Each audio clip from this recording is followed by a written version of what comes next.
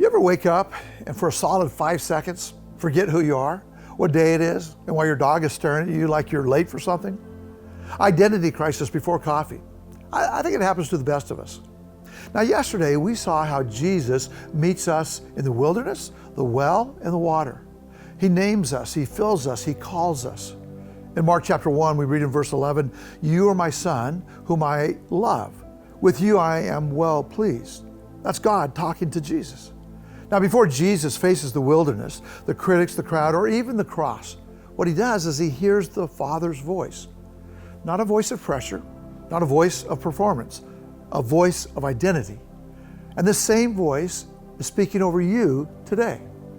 But again, most of us, we wake up to a dozen other voices before we ever hear God's. The voice of comparison, the voice of insecurity, the voice of not enough, the voice of old stories, scripts that we've carried on for years. And these voices get loud, but they're not the voice that names you.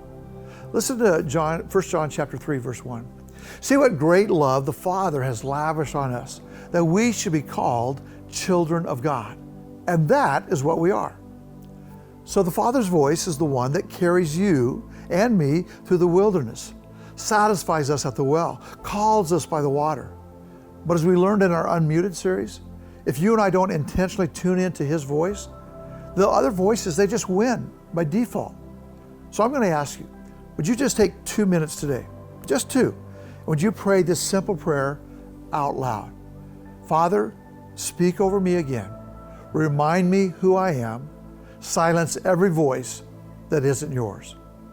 And then sit quietly and just breathe and let the truth settle you. You are His beloved child.